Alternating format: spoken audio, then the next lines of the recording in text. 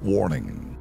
Our YouTube channel and its videos may contain scenes, language, and content that may not be appropriate for all audiences.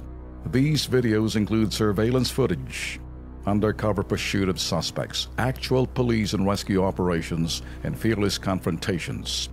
If you do not approve of the content, please do not watch our videos. If you wish to continue, we strongly advise that you proceed with caution. Viewers' discretion is advised. Ben, ikaw ba? Magaling ka ba mag-drive? Ako nagda-drive lang ako pag nasa States. Yun. Ayaw mag-drive dito. Kasi pag nag-drive ka rito, baka iinit ang ulo. baka may papingot ako, mabunutan ko ng patilyo sa buhok. Okay. Sa kanyang ulo. Ito kasi nasa pool ng KP Team. Maling pagparada ho ng isa pong lady driver. Kangkoy.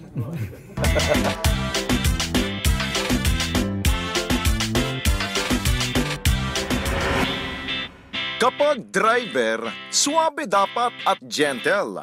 Iwas disgrasya na, relax ka pa.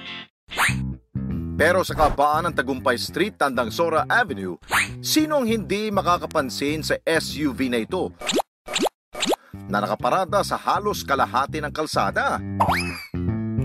Ang mga motorista tuloy, umiwas na lamang para hindi makasagi.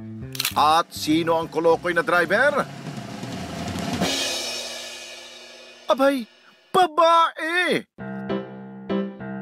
Na mapagtanto niyang nakakaabala pala siya, si Madam umabante ng pakonti-konti. Hoy, hoy, hoy, lady driver na kengkoy! Subukan mo kayang magpamaneho na lamang sa iba para maayos ka makaparada. Mukhang nahihirapan ka sa pagtansya. Gentle driver ka nga, perwisyo't abala ka naman sa iba. Konting practice pa!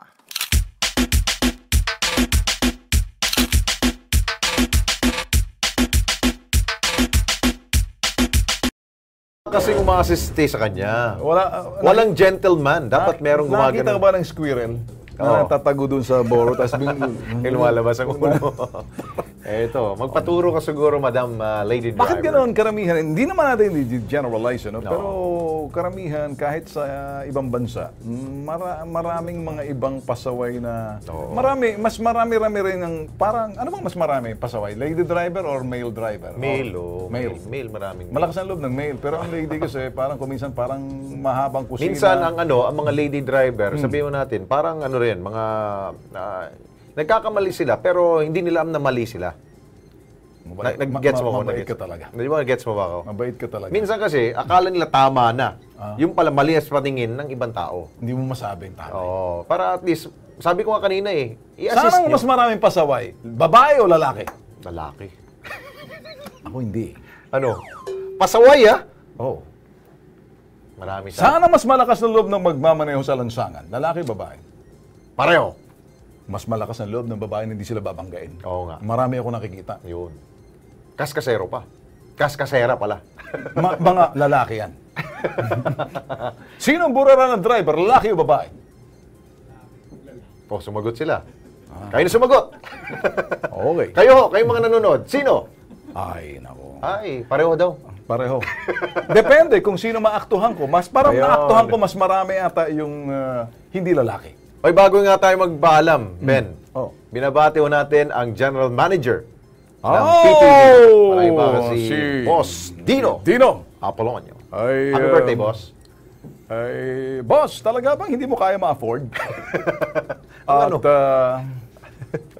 Kasi malaki ang talent fee. Kumusta ba si Bistek? Ano mo? Okay ka bang, Boss? Happy birthday! Happy birthday! Enjoy! Baka pwede magbago.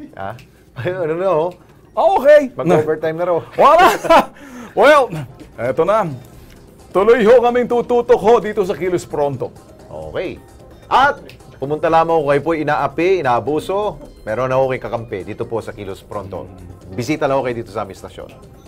Dahil higit sa sumbungan, investigahan at balitaan, dapat Kilos Pronto!